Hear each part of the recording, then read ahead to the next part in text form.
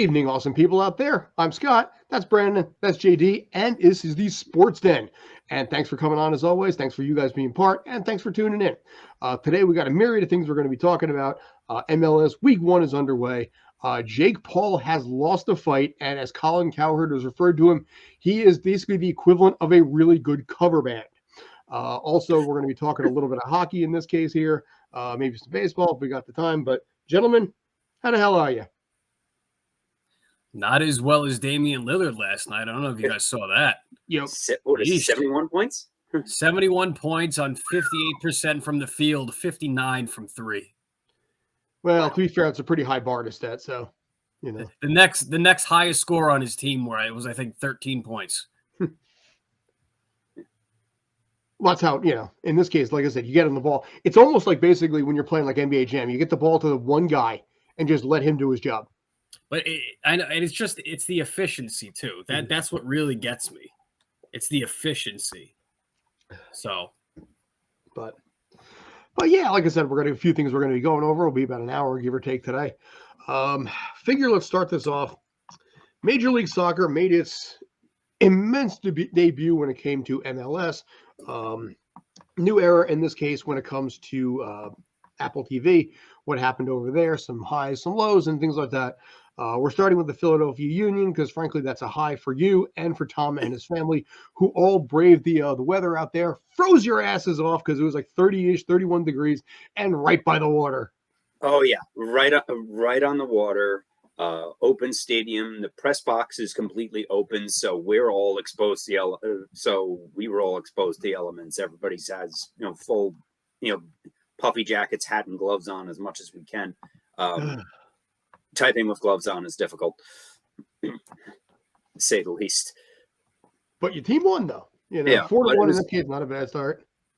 Yeah, weather aside, it was a very good game. You could tell they were a bit rusty for the first 20 minutes or so. Also, Columbus is legit. As Jim Curtin was quick to praise Columbus. They'll be very good. The Union didn't even touch the ball for the first 15 minutes of the game. And it took about 25 to 30 minutes for them to really start to find a groove. The rust was starting to come off a little bit, but by the second half, boom, they were in full, the term I thought of writing the article, Subaru Park beast mode. So I'm going to roll with that for a while because it was just like last season where just they were a machine. Carranza and Gazdag each with 2 goals in a 4-1 victory. And Columbus also has a new coach. They have Wilfred Nancy moved over there from Montreal. And Montreal's been very good for the past 2 years. So, but then Columbus they've taken a step down with Kay Kamara being traded. So, Kay Kamara, who's now on his 10th team in MLS. Third leading scorer for all time. But Kyle, welcome in. I know basically you just got back a couple minutes ago, so all good on the Western Front here. But yeah, kudos to your team. On the other side of the equation, actually, you know what? Before we get to that, also want to point out the fact that basically your team has a new kid. Now, instead of basically going with Bimbo, you're switching over to a different carb and Thomas English Muffins. And a background that looks like the Simpsons intro, which that's the other part right there. The Sons of Ben supporters section already had a banner. If I could do these side by side, I friggin' would. They should have kept the old color scheme, but yeah, it's especially at the bottom there. Yeah. Well, apparently, I don't know if this replaced the old kit or if this is just one of a few of them. Which is an alternate kit. I kind of like it. It's not bad. Yeah. I mean, again, it's better. There was a banner across the front, but see, it's funny because apparently in Park they actually have like this, the Simpsons intro, but instead of basically the Simpsons, there it has the Union in the same font. Somebody apparently made this gigantic banner behind the goal. Mm-hmm. See, that just looks like you zoomed in. Yeah. Let's see. Yeah, but yeah, the Sons of Ben supporters group already had a banner for this. I haven't checked the Reddit from the kit unveil. I need to go back and look at that. I'm sure it's gold. Usually is. Yeah, there. Yeah, I mean that. Like I said, that is so unbelievably Simpson. I don't know who had the idea of that, but I will say this: if you recall, we hated the jersey for a while, and now we've kind of embraced that. Still a little iffy on it, but it's growing on me a little bit. I prefer the yellow jersey, by the way, for the record on that. But yeah, but in regards another note on this game, there was the Athletic did a MLS season preview last week, where they surveyed 20 anonymous league executives from teams throughout the league, and they gave their thoughts on who would win the championship, who would be the surprise team, blah blah blah. And one of the anonymous executives said regarding the Union, the thing is, they're not even that effing good. So Jim Curtin was asked about this in the press conference, and he said, "I will go on the record and say anonymous quotes are for cowards." Yeah. We'll see. And just they served up easy bulletin board material, and in the first game, just you already have that. Clickbait. But that's what it all comes down to in this case, because it's all about clicks, it's all about views, and this is a team that could do, honestly, a lot of damage this season. On the other side of the fence, they have their entire starting 11 back too, which is unheard of in MLS. They just got to learn how to win a title game. They are getting really close both times here, But on the other side of the equation, NYCFC, the team I cover, laid a basic egg because it's a new era. They have pretty much half the roster that they had last year, and you got a team that's trying to actually get a cohesive unit going on, trying to figure out how things are going to go, and honestly lost 2-0 in kind of a really weak effort. So next week's going to be big. They're going to have to see what they can do against Chicago, because Chicago is perennially one of the worst teams in the league. Although, like I said, they just added Kaye Kamara, so that'll be interesting. But the problem is that game is starting at 8:30 at night on a Saturday, or in this case, if you're in Chicago, and by the way, this is barely in March, 7:30 at night in Chicago, and you have a bunch of 150-pound guys in shorts. Good luck with that. Oh, yeah. I froze my ass off Friday night into Saturday on the streets of Manhattan, right by the Hudson River. And I'm like, I was layered up. I am 230 pounds here, and I'm freezing my ass off, let alone, like I said, these poor guys in shorts. So expect a lot of Fire playing Soldier Field right on the lake, too. Dude, really, man. It's like, it's insane. But, yeah, I don't know. I mean, we'll have to see what ends up happening there. I think I'd be very surprised if Philadelphia doesn't actually challenge the top spot. But, okay, what I really wanted to go into, unless you guys had anything else in this arena. I had my piece already, but Cool. the Union picked up right where they left off last year, so let's go. All right. We're getting to the meat and the potatoes of this one. I think some of you may have some opinions when it comes to Jake Paul. A lot of boxers have a lot of opinions when it comes to what they're calling influencer boxing, where you just get some random influencer or YouTuber or TikTok and just have them slug it out for 3 to 5, in this case, up to 10 rounds, and then just honestly just make bank. Jake Paul lost his first fight. He is now 6-1. Credit for winning his first 6 and being in, frankly, far better shape than I will probably ever be in. But as I mentioned a couple minutes ago, as Colin Cowherd put it, Jake Paul is the equivalent of a really good cover band. That's insulting to cover bands. I've seen some really good cover bands. I have. Oh, man. Yeah. No, it's like, kudos to the guy for actually getting as far as he has. Like, even past their prime fighters, he did pick up a couple wins against them. So kudos for that. But the guy ended up getting way too big of a head. And he needed an actual reality check. And against arguably the first actual boxer he faces in a pro match, he loses in a split decision. While he didn't get knocked out as many people were hoping for, he did go the distance, so kudos to that. But he needed that reality check. If he comes back stronger and ends up becoming even better of a professional, great. No, good on the guy for actually, trying something and following through with it. But he was acting like he was 50-0. With and I understand, like, part of it's probably just for the show, just for the promotion stuff, for the sound bites, etc. Oh yeah, no, absolutely. Everything the guy was saying, he ended up basically make a sound clip about it, and he was certainly drawing traffic and making tons of money via advertising on whatever sites he's on, like most YouTubers. And yeah, he absolutely has that part down pat, but he did need that reality check in the actual ring. And I think this was his first one. So it was something that unfortunately needed to happen, and it did. So he still has not gotten knocked out yet, so he can still say that. Oh, it's coming. It depends on who he faces. Let's see if he actually continues to face actual boxers instead of either people past their prime or past their prime NBA players. Yeah, but I don't think he has a choice now, because I think once you have this kind of fight, you can't take a step back. No, he certainly could. I mean, you could. He's gonna showcase himself on. He's gonna showcase himself on whatever YouTube channel or whatever promotion. If a promotion wants him, who's gonna fight? Mr. Beast next? Is he next? That would actually make a killing. Exactly. It's like it would be a step back in terms of opponent, but he'll still make a crap ton of money out of it. So you know what? If that's what he's in for, and that's what will come out of it, more power to him in that regard. That it's like he knows what his forte is, and so now we'll see if which branch he's going to go, which branch he's going to go for.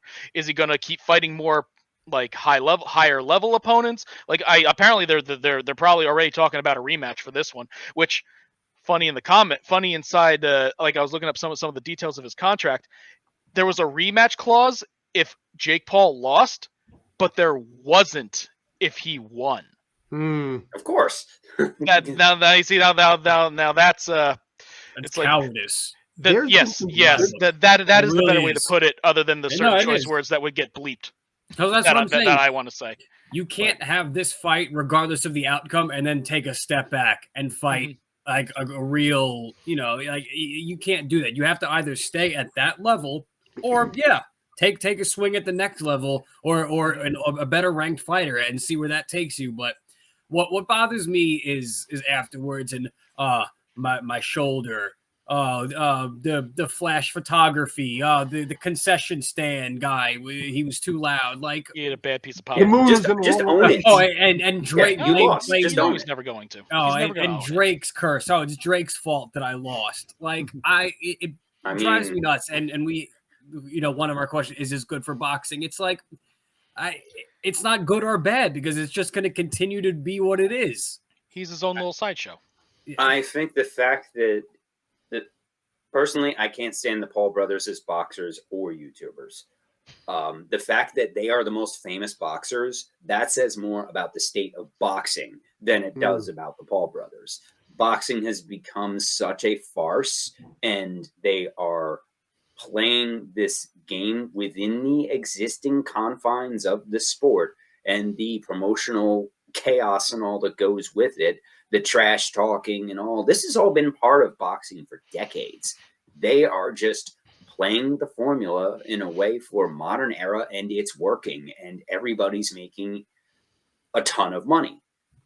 I may not like them personally, but I gotta hand it to them for playing the system in a way that is making a ton of money doing it. Good for them. If they can keep doing this, personally, I think they're better fit for a WWE tag team, and would be very successful doing that. But if they're going to keep if Jake Paul is going to keep this up, and I think he can at least milk a few more fights out of this. They are in this for one thing only: to get paid, and it's working because there's still enough suckers out there buying the pay-per-views to watch it.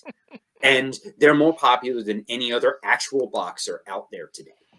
So, as much as we want to say how terrible it is, I can't, because just this boxing did this themselves by being the unorganized, chaotic, sketchy mess that it disorganized for decades. that got to this point, with shady promoters and all kinds of stuff going on, behind the scenes. Boxing brought this on professional themselves. Fighting in general, though. Well, a lot of it, also a lot of the talent has gone as far. People who would be boxers are going into MMA. When they're up and coming. So you can say the same thing about a lot of baseball players end up going into football or basketball. Yeah, same kind of thing, and that's another reason for and it's another reason for soccer in America as well. Although the talent has been the talent in MLS and in soccer in America is getting better compared to the rest of the world, it's still behind it. But boxing has the same issue where somebody who is a good athlete, somebody who is a fighter, they'll go into MMA. Somebody who's a good athlete will go into football or basketball, more so basketball, a little bit of soccer. They're not going into boxing. What I'm finding, though, and this is weirdly enough, this is drawing a comparison to something Dave Grohl said a bunch of years ago about American Idol. And one of the things that he said is that people actually watch this and think this is the way to make it big. Now, he's talking obviously about Foo Fighters and all that, where his whole thing was you get into a garage, you suck, you work your way up. With boxing now, I'm going to use that same analogy. Kids are looking at this and thinking the way I can make it as a boxer is to become an influencer first and then train. Because it's because you develop your brand, you develop a following in something. On branding. You basically develop a brand, you develop a following early, and then you can take that following and plop it wherever the hell you want. Like pro wrestling's been doing that for ages. Reverse engineering in a way, yes. And you figured out how to hack the system. It's great. Yeah. Well, yeah, and the thing, and that's what I mean. The thing is, it's like he has a following that will mindlessly purchase everything he wants. Yeah. That'll purchase everything attached to the guy's name. He has a cult following, and wherever you go, that cult following will follow along with you. So you have these like pro fight promotions that are willing to pay you a pile of money to either get your butt handed to you or start fighting, and you're going to get people watching. You're going to get people to buy that overpriced pay-per-view. Mm-hmm. So you get like the Jake Pauls, you get the Brock Lesnars, you get the flash in the pan person who's outside of fighting coming in for a fight. Yeah, you're going to get people buying it. WWE has been doing that for ages. Mm-hmm. And Drew Carey was in the Royal Rumble. At least you could sit there and say Lesnar fought for 20, 25 years and did all that stuff. Yeah, and been through the business, been through the grind. How about Kurt Angle? Well, part of the problem also is when it comes to boxing. I remember there was a TV show years ago called Lights Out that addressed this. With boxing, every fight is an event, but you have so much time to wait between events there. With MMA, it's literally every single week, every single day. There's new stuff there. Even with wrestling, you have a constant flux. With boxing, is it a bigger event? Yes, but there are so many fewer of them that fans lose interest in between. And then something like this comes along and fans are like, okay, I'll pony up to $50. Now, my question is, why the hell do they do it at that time like it's 2 p.m. on a Sunday afternoon? I mean, I know he's fighting. Well, it's because I was in Saudi Arabia. Yeah, I know, but I get that part of it. Right. So that's a Sunday night. Mm-hmm. Yeah, but I was going to say, is he trying to expand into the Middle Eastern market as himself? I mean, it seems odd for a U.S. audience when you have everything going on. Spring training is on the way. XFL, so such as that isn't we do. The Saudis are pouring in this. I mean, sports we just watching saw everything. This with Qatar, and with they bleed money. LIV Golf, the Saudis and other countries over there through their development programs that have more money than whatever data you want to choose. That they're putting their money into sports. Mm-hmm. We've seen this. We saw this with the World Cup. Saudi Arabia is bidding on the 2030 World Cup. There are worse things they could be putting their money towards. So you know what? If they want to put it towards sports, right? Great. Yeah. So this is just another example of sports washing. Yep. But like I said, it's better that they're putting money towards sports than anything else, really. So you know what? Simple question. Is it though? Simple question for all three of you. I'll start with Brandon first. There's been some rumors that this fight, in fact, was a fix. Believe it or not. Oh, you mean there's a possibility that it could have been, dare I say, rigged? Yes. Oh man, that would be Shocked. totally shocking to me. You know, Oh this my was God. leaked a few days prior, by the way. I couldn't even imagine that being a possibility. I mean, in this honest world that boxing is, I mean, come on. I'm shocked that there is gambling in this establishment. Yeah. You know, but this was supposedly leaked a few days prior, like the actual like script that they were supposed to have for the fight. Who knows how accurate it is, but it did raise the question, and a lot of Paul fans are arguing that it was in fact a fix, that he was fixing to lose, which honestly, I am a conspiracy theorist by nature. Never actually count anything out that Paul would actually throw the fight for the greater benefit of himself and his career. Well, also, if with that rematch clause, now he gets 2 paydays. Yeah, that's also part of it too. You know? This is a bunch of Swiss cheese. Mm-hmm. Like I like look at, I don't know, round 2. How could you fake getting into a rhythm? You can't fake that. Yeah. If your timing is a split second off, you can half fake a rhythm.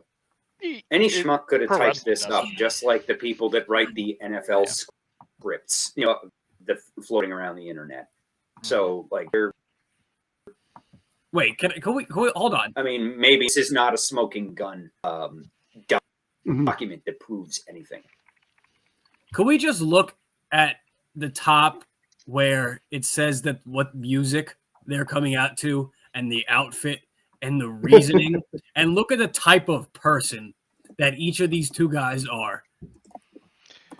Jake Writing Paul out trolling Tommy, really? to Mr. Steal Your Girl by Trey Songz, and Tommy Fury's trying to have a nice sentiment to his wife and newborn daughter with Sweet Caroline, bum bum bum. I mean, what? Come on, man. That's something straight out of WWE.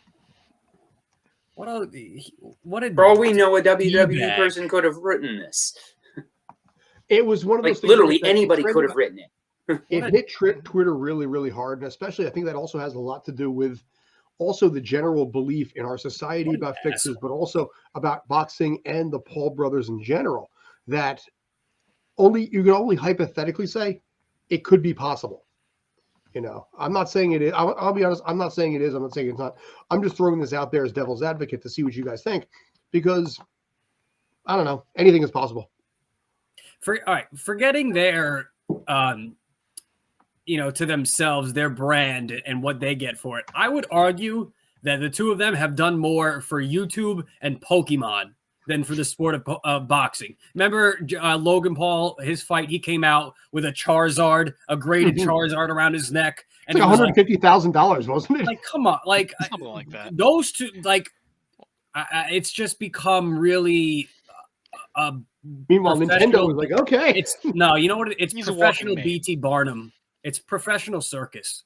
Like, it really is. For him, yes. No, for him, he's an absolute walking circus. Well, see, it's funny because all of boxing is a circus. That's what I'm saying. Yeah, he just happens to be the one who knows how to manipulate it. Funny thing, actually, JD, good. JD knows about this. We're talking about this before.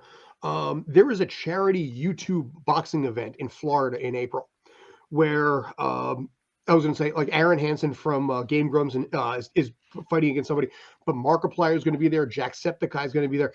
Some of the biggest YouTubers on the planet are getting together for a charity boxing event. Ethan, I don't even know who these people are. They've got more. They're big names on streaming and on YouTube. You know, the platform. These guys have like tens of millions of subs. You know, and I don't know. Aaron Hansen's probably going to get his ass kicked. To get a lot of those numbers, they actually buy a lot of their subs too. But you could, but there is a lot of there is a lot. You know, and they do. Nathan Barnard, I give him credit. In his first professional fight, he knocked out his opponent in 22 seconds, and it was a legit pummeling. It was amazing to watch. So, all right. But that's almost like in some ways what the new era of boxing is going to be. You know, where we can probably just get a bunch of YouTubers together. You know, now me and Ernesto are going to be covering a boxing event in Paramus, New Jersey on April 1st. You know, so we'll see how that ends up going. But I'll probably talk to them again, and they will have. Sure, it'll be a joke. like I said, you basically have two pre-existing fan bases going at it, and you're guaranteed yourself a whole pile of pay-per-view buys. So you know what? It's easy money for them. Step 1, announce fight. Step 2, step 3, profit. Pretty much, announce fight between two pre-existing follow groups. Yeah, so. Like Jake Paul really has beef with Tommy's baby. What is this? Like coming out in a baby outfit. What is this? A bad Twilight fanfic? So I thought Twilight was fanfic. It's a fanfic of a fanfic. That's what fanfics go. Have you ever been to one of those fanfic sites? Oh my god, they have fanfics of fanfics of fanfics. Rule 34. Big time. Rule Okay, 34 point like out For anything and everything. Can I just point out that basically my mother-in-law at 76 years old has all 3 50 Shades of Grey books upstairs? All right. Teach their own. Oh, hey, yeah. That was a do what works for good. Hey, whatever works for you. So, but anyway, yeah, that was. I'm not saying anything else. That's fine. That's fine. Going off topic as I am often prone to do. Anything else on this? Brandon, do you have anything you want to talk about when it comes to basketball? Actually, either one of you guys. There. Your Heat are playing Obi's 76. And I wish I was where he was. And I think I think Philly is a superior team. My Heat have been a little up and down this season. Just lost to the Charlotte Jordans the other night, as I am now calling them. And but I think they're going to bounce back. If they always play Philly tough, regardless of who's in the lineup, regardless of how good the team actually is. And I don't know, it's a little dark horse team in the East. My Heat, I'm still confident in them. I'm never wavering from the ship. And Pat Riley, I trust. And we'll be all right. We got about 20 games left. We'll be all right in the playoffs. Hopefully, get things going into a bit of a rhythm, going to the first round with some momentum, and give one of these top seeds a run for their money. Hopefully, pick that upset. Oh, what the GOAT, dude! Look how red those eyes are too. It's kind of creepy. It's probably so. You have the Sixers currently sitting in 3rd in the East, and the Heat are 7th. So still in the April silliness zone. Yeah, April foolishness. Yeah, that's all right though. Yeah. I expect them to at least. Yeah, they'll be all right. They'll be all right. Honestly, one team that's on the rise right now, the Knicks. Yeah, the Knicks are surging. Ever since they picked up Josh Hart, they have been surging.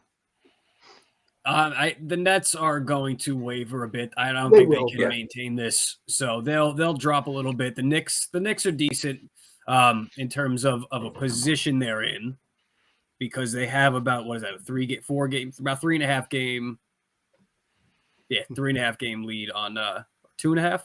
My math's off there. 2.5. 2.5, yeah.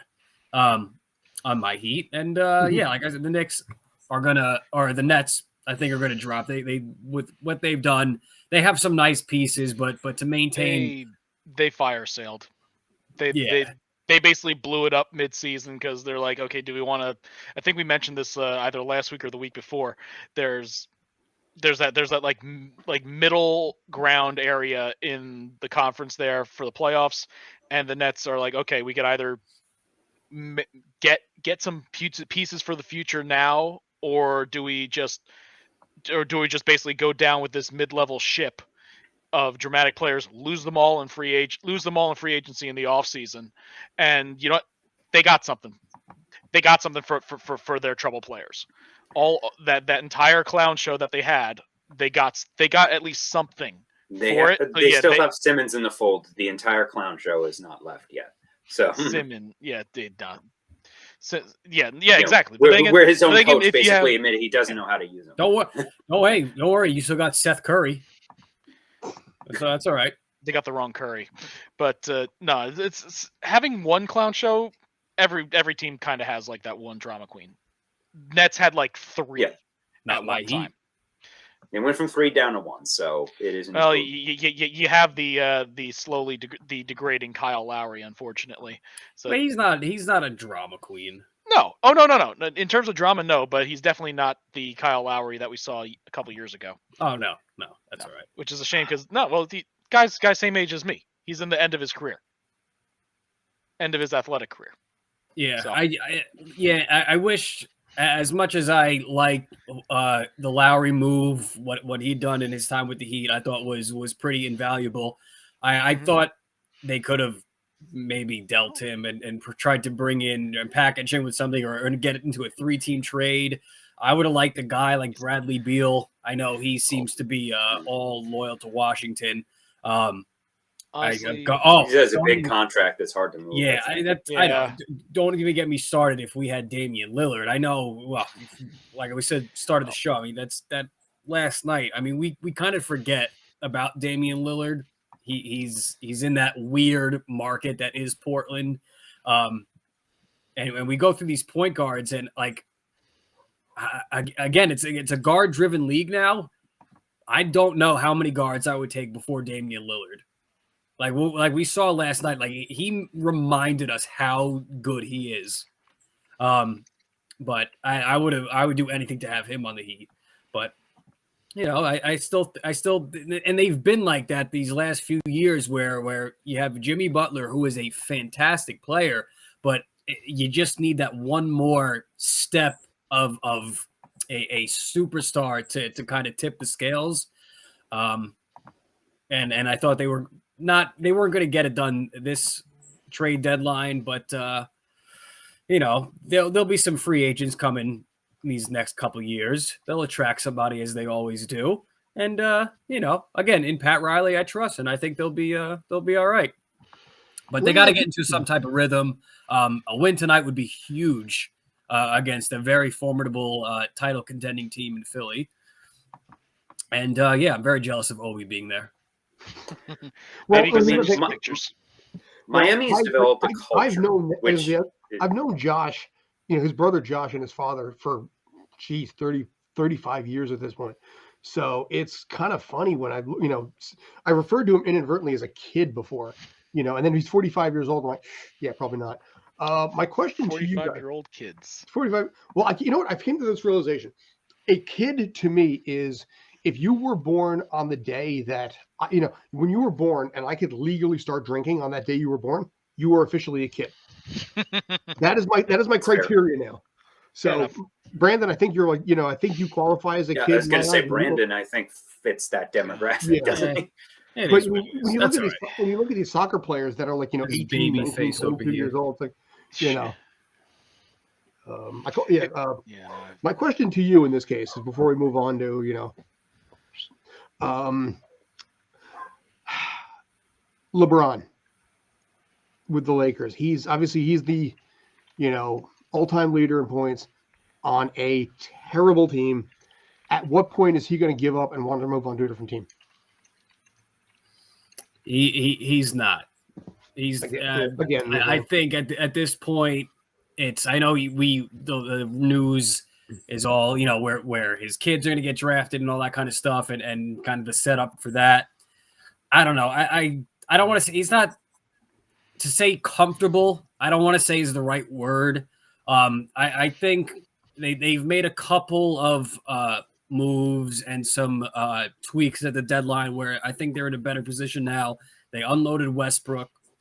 They brought in some nicer pieces, some 3-point guys, some defenders. So I think, and look, if you look at the West, the Lakers are in 12th, 13 and a half games, and you have the Suns at 10 games at the 4 seed. So between the 4 and the 12th seed in the West is a 3.5 game difference. I not so sure with the way Anthony Davis played the other night. I think they obviously they have to. Every one of these games essentially is a must-win game. But I think they can overtake the Blazers. I mean, even with Lillard's outburst last night, I don't see the Trailblazers hanging on to much of a 500 record as the season comes to a close. Pelicans, Zion's out. We kind of Pelicans have been that kind of 500 April foolishness fringe team these last 3 years. Timberwolves have made some moves, again in the same situation. The Jazz, I don't. Again, they're 500 right now. I mean, remember at the beginning of the season, they were the number 1 seed or number 2 seed in the West, and people were like, "Oh, look at the Jazz," but they, turned out to be what that team was expected to be, and I can see them dropping below. And then you get the Warriors, Mavericks, Clippers, where it gets interesting, and the Suns as well with KD arriving and he'll come back, so they should be much more formidable with them. But I don't think it's crazy to see the Lakers in that 6-7 seed if they can get into a roll. Obviously, the other teams have to lose some games as well. But, I mean, look, you really have to actually hate LeBron to ask him to be able to play better or to do more. Like, at some point, a team's got to be a team. Like, this isn't LeBron playing tennis or golf out here while the other team play basketball. It's still 5-on-5, right? So, I mean, and we can – Davis needs to show up. We can get into that argument over a multitude of things in LeBron's career, but just to stick to this current situation, it's not crazy. Like, I know right now, you can see them 12 at the Lakers, but like you look at, the games behind, you look at these other teams, it's not crazy for them to jump up in the standings and really go into some type of playoff position strong. But they got to play the games. They have to play in the games. They got to show up. I know LeBron's already been ruled out for Tuesday. We saw him limping after the Dallas game, which was a 27-point comeback, the most by any team this season. So they still have that to say over anything else. So this team is capable of doing it. It's just got to be done, and we'll see how it goes. Nice. I'm amazed that the Kings are still doing as well as they have been. Kudos to them. The longest playoff drought in the NBA, 17 years, and they're sitting in third. And I thought that it was just a hot start and they'd come back to reality, but they're still sitting in third, above the that chaos. As you said, from the fourth place Suns to 13 Oklahoma is only 4-game difference. So with 20 games left, there's still a lot that could. This could be anybody's game here. I don't see Sacramento to play as well as they have without any big stars. This is amazing. What's also kind of weird is, like, if we saw these standings 6-7 years ago, who would have expected to see the Spurs, the Thunder, and the Lakers being the bottom 3? Well, actually, 7 years ago, the Lakers were at the bottom. Fine, 10 years ago. Fair enough. I would say anybody in the top, anybody from the top 4 definitely would have been impossible. But I kind of like that. Like when I like it when standings get scrambled up every couple years or so, due to like either teams just bursting onto the scene or like old dynasties collapsing and then in a rebuild to come back. It's like, I like that. I like parity. I love parity, unlike what we see in football and baseball. When it comes to a couple teams, yes. Well, considering that half the league, with the exception of right now it feels like the teams that are the lowest in baseball are there because they decide to be. But we have seen some fluctuation between the middle and the top teams. I thought it was Uncle Stevie's fault that they were terrible. Yeah, I thought I was under the impression that it was the Mets' fault that the bad teams are bad. It's Uncle Stevie's fault that the sprinklers went off in a spring training game the other night. It's Uncle Stevie's fault that the Oakland Athletics Stadium is falling apart. Can I point out, by the way, it's Steve Cohen's that's fault what that I'm Dan understanding Montfort from the has temperature. a $20 million payroll. Can I just point out the fact that Keith Hernandez, who basically did sign a 3-year deal and is now back, everything felt right with the world to have Gary, Keith, and Ron, even if it was a spring training game, doing a broadcast side by side. And then at 7:45, the game that they were covering, the sprinklers randomly just went off for no reason because apparently they were on a schedule and they had to delay the game because the sprinklers just, if you ever get the chance, watch the video on there. It's their reaction to just nonsensical baseball stupidity. And it felt so right with the world. It absolutely did. No, and then we saw day one. We already have a game being won off some type of was it the clock violation or something? So yeah, Manny Machado gets the first one, and then they have a walk off. Took too long strike. I mean, and he got paid the largest contract in Major League history afterwards somehow. Yeah, after opting out of one of the other biggest ones in recent memory, just 2-3 years ago or 4 years ago, whatever it was. And Manny's not going to. Padres owner is taking all of the we're poor, we don't have money in a small market, arguments that all of these other cheapskates are doing. Like Dan Montfort and in Colorado, Nutting in Pittsburgh, and since just there's about 10 owners that just take the revenue sharing and pocket it. Mm-hmm. But what's his face in LA? Angels. What's his name? Moreno. Yeah. And they, but this Padres owner, I don't even know the person's name, but kudos that, but none of these owners are poor. They're all billionaires. They all have the money. They just don't want to spend it. Mm-hmm. That isn't Steve Cohen's fault. Baseball needs 30 Steve Cohens. They do need to fix the RSN situation. That is a major revenue problem. 5 years, they're going to have a Steve Cohen rule that says basically they're going to try and stop. Just like they had a Brodeur rule, they're going to have a Steve Cohen rule because all the owners are going to get together and force MLB to change what he's doing if he keeps this up. Mind refreshing me what the Brodeur rule? You want to handle that? That was. I'll take a stab at this. That's the trapezoid behind the kind of got rid of that net. But... Oh, okay. That because Brodeur was so good at playing the puck from behind the net, it was almost like having an extra player because he was the best puck handling goalie. They made a rule that you couldn't play the puck, that a goalie could not play the puck from certain areas of the ice. They literally limited his mobility. And he was still absurdly good. Yeah, he was that freaking. He was definitely that freaking nature for goalies. I would still argue though that's a little apples to oranges because you're talking about an in-game rule versus a behind. I would compare that more to banning the shift. Is that they would create a rule just to stop one from doing one thing, and that's where I think they're going to try and do. I really think the other owners are going to do this because he is changing the scope of the game and these contracts, and it's 100% legal. He is well within his legal rights, but it is changing the dynamic for the rest of the league and how they're going to have to operate. And the tens of millions of dollars.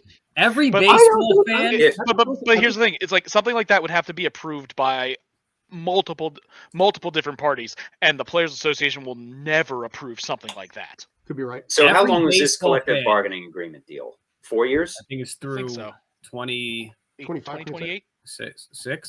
6 or I think it's 2026. I think it was 4 years. So we're now in year 2. So when that deal is up, it's going to be nuclear winter like 94 all over again.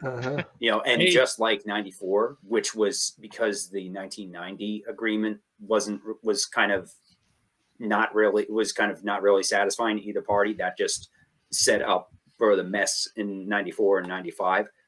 We're going to see that in baseball. And just like back then, it wasn't even so much owners versus players as it is small market versus big market owners. And that is going to be a disaster and it's going to kill the sport. Yep. I'm going to say this right now. In 5 to 10 years, soccer will be more popular than baseball in America. Absolutely. 100%.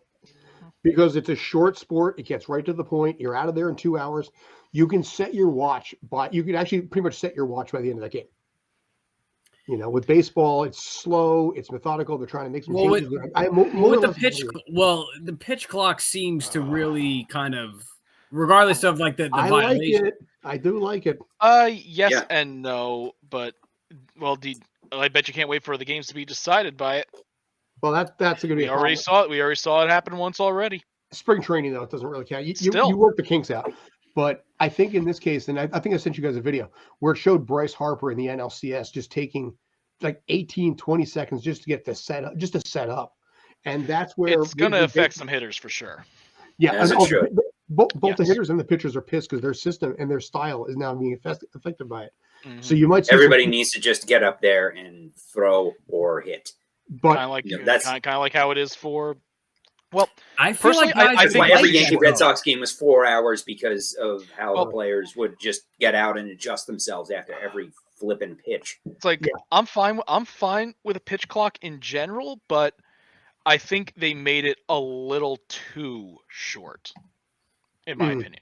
It's like I would have made it like an even 30 seconds, and then it's like, okay, 30 seconds we can do, but no, but knocking it down to like what is it, like 15 or something like that? yes, I think that's a little too short, because there is a need for like a little bit of prep time, and I think 30 seconds is a nice. even It's like 20 it's is like better. I would say 20. is either probably yeah, good. or even 20, 25, 30, something even, but 15 I think is a little bit too much on the short side, so that might end up getting changed, hopefully. But if it's that much of a problem, I am not looking forward to games ending on violations like that, and they will. I'm not looking forward to having milestones caused by that. Like, congratulations, you just got your 2000th strikeout on a violation. Good for you. I bet that's going to be great to have in the. I bet that's going to be a wonderful thing to pop up on the Ken Burns documentary. Oh, you know what? That could actually legit happen. You know, It absolutely will. yeah, you're No, right. it absolutely will. It's low chance, but with the amount of players hitting like the 1,000 milestone, the 2,000, maybe the 2,000 milestone, it's going to be a lot of the lower 1,000 milestones. monkeys and That's going to 1,000 hit that. typewriters and for cares? infinity. Yeah, there's Well, too yeah, many I like- strikeouts in the Well, game to begin with. Oh yeah, but it's like Mm, you'd I rather get blame it. that You'd on rather the get play. it on like an actual pitch instead of a okay, I'm ready to pitch. Who Oh hey, was I got it! Clayton- Hooray! Who was Clayton Kershaw's 1,000th strikeout? Who was it? I'm sure I can No, look it not up. one of you could tell me because it doesn't matter. No, but the fact is, But it Clayton matters to Kershaw them. still got it Yeah, on a matters to pitch. them. On an actual, Clayton Kershaw still got that strikeout on a pitch rather than a horn Nobody's blowing gonna- saying, "Congratulations, you just got it." Nobody's gonna. No, I don't think anyone is gonna give a rat's ass about that. Some of these changes were brought about by asking people who don't watch baseball what they would do to speed it up, and then those people are still just going to be watching Netflix instead. wow. What's Netflix? Exactly. You know, Now they're going to be. It's like they aren't going to be watching anyway. And there goes John. and he's gone. He had a pitch clock violation, so his connection cut out. I need Congratulations, a John. new router. I'm sorry. That's okay. Yeah. But yeah, it's like I don't mind some of these changes. I think the pitch clock's a little too short. I can't stand the larger bases. I The think pizza that's boxes. terrible. I think that's a terrible idea. If they wanted to extend first base to like off to the side like they do in softball, fine. But I think it shortens the distance between the bases, the limited number of throwovers. We are going to yeah. see a big increase in stolen bases this year. Could be. Absolutely. But see, And a lot of those But the goal- really close bang plays that are off by like half a foot. Those batters are safe now. But what happens in this case here, what this is doing is it's creating more TikTok videos.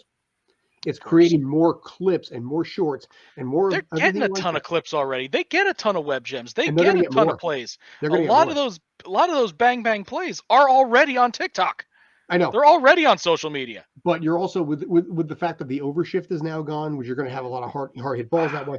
I You think that the banning You of the could see shift, I a think, lot is more okay. 10-9 game. You might see a lot more offense on this. Oh, Also, we're absolutely going to see. Fantasy baseball, the pitchers are going to be hurt hard. the pitcher. Well, see, the problem also with the pitchers, they're going to have so little time to get set up that if they rush and have to hurry a pitch, they might throw a terrible pitch, to the backstop, straight down the middle of the plate. They may not be able to get set, so you might see more offense that way too. Imagine how many stolen bases Ricky Henderson would have gotten Ooh. with the minus half a foot they now have between it. Imagine how many more times he would have been called safe. I thought I'd seen there was an Athletic article I read a few months back where they looked at the numbers in the Atlantic League, where they've been testing the pitch clock and the larger bases and the robo umps and all of these new rules for the past few years. And they did, compare the numbers before and after the rule changes. And the time of game did go down, but stolen bases actually did not go up as much as it was expected to. That's the low minors. That's the minor league testing. When you get at the pinnacle of skill, that's supposedly what the major leagues are, you will see a noticeable difference. I think there will be a jump. I don't think it's going to be as big as people expect, though. It's relative because through the entire basis of sabermetrics and Moneyball is an out That's is an out is an out. Also. So trying to steal a base is increasing your chances of an out. Well, to an extent, it's like right now the lefty power hitters are going to be seeing more balls in play. So while Joey Gallo will still strike out 500 times, he's in a smaller market though. You got to give him. So rather than Joey Gallo hitting 1190, he'll hit 210. I'm rooting for him. I'm sorry. Oh, so am I. It's like apparently the guy's like a really nice guy too. Yeah, apparently the guy's like a really nice guy too, and it's like I felt terrible for the guy playing with the Yankee Stadium where every mistake is going to be heard. Magnified by 10,000. Yeah, and when you're hitting one for the century, you're gonna get some boos because people are like, well, great, it's him again. There goes the rally. His apartment. He was afraid of being seen on the streets. The thing is, it's like, Yankee fans are terrible. Yeah, Yankee fans do really that are. again. See how well it almost worked out for you. Yeah. Yeah, and you wonder why nobody wants to sign there. Yeah. Well, Gary Jeter sign there for cheap. Heavier than anywhere else. You're not gonna sign for the Yankees for cheap. Very good. Appreciate the time. You were awesome. You were awesome. You were awesome. You were awesome. As always, this is Sports Den. I'm Scott, Brandon, JD, Kyle. Appreciate you. Appreciate you guys. Take care and stay awesome.